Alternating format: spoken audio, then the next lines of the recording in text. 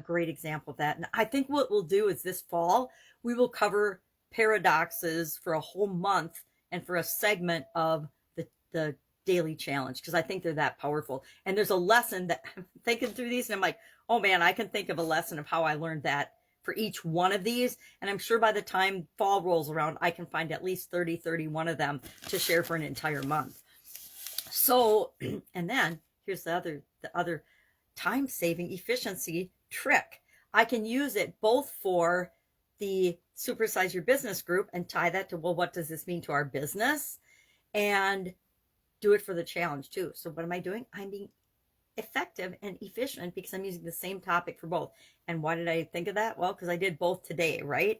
Our idiom for Supersize Your Business was, does it take money to make money and supersize your business? Our idiom, or our lesson for today in the annual challenge was, does it take money to make money? And so we can talk about the same topic, which is why I'm kind of excited about that for the fall. I always like when I find ways to streamline or improve a process or make things simpler and easier for myself or for other people. So if I'm thinking about this paradox, well, if I hate a trait or something I see in other people, do I need to look at that in myself? And following my sudden cardiac arrest, judgment, before I dropped dead, I would say I was a very critical, judgmental person. And after that experience, after the coma, after the freezing, after the everything, and I woke up, all of a sudden I had zero tolerance for any kind of judgment or anything criticizing or negative about other people, including myself. And every time I even thought a judgmental thought, it really, really bothered me and made me feel bad, because if I was noticing that trait in other people, it was because it was a behavior in myself that I absolutely positively needed to change. Now, does it take a death experience to realize that there might be a trait you're seeing in other people that you don't like in yourself? No, absolutely not. So I think it'd be really powerful to talk about those and share examples from my own life. It's going to be embarrassing. I already know. I mean, admitting that I was a super duper judgmental, angry person prior to my sudden cardiac arrest, or frustrated and unhappy, not angry as much as I was frustrated and unhappy because my life was like not going the way I wanted it to, except for my kids, in any direction. I was so off track and off course of what I should have been doing with my life, because I thought it was what I was supposed to be doing and should be doing for other people, that I would rather have checked out than continued living that way. And that gave myself permission to make that massive changes that I needed to make in my life. But I was too afraid and too scared and too judgmental and too frustrated and too stuck in my own ball of emotions to actually bust out, realize, look at, and think, oh, hey, it's up to me to make a change. So I think doing paradoxes would be fun, educational, powerful, give me an opportunity to practice looking for stories in my past and sharing those in a way that communicates the message that I'm trying to share, because that's an area I want to improve in. I really want to get better at communicating and telling stories.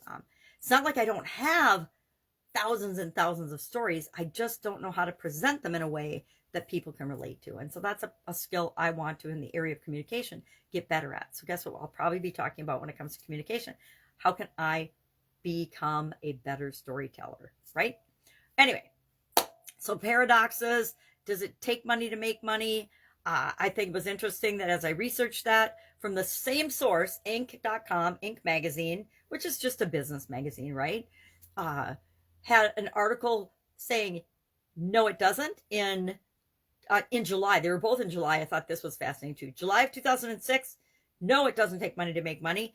And then July 30th of 2015, yes, it does take money to make money. So to me, that's a paradox. And that's something that people can look at from different sides and get an opposite answer for them. But whatever we decide to believe becomes true for us. So I think that like idioms, it's just another way to learn and get to know ourselves better and understand what makes us tick, and think about, well, is this really true for me? Does it take money to make money for me? No. Have I believed that in the past? Heck yeah, because people say it over and over and over again. And if you hear something often enough, you can get brainwashed into starting to believe it. That's why it's so important to take a deep breath, take a step back and say, is this true for me? Or is this just something that I've heard my entire life? Or something that my mom always said, or my dad always said, or I heard on the news that, over and over and over again. Is the world really a terrible place? Or is the world a wonderful place full of all kinds of players, some good, some bad, some ugly, some beautiful, but everybody out doing their own thing? And does that make the world an ugly, terrible, evil place, or a beautiful melting pot of experiences that we can partake in? How you choose to view it and perceive it becomes your reality.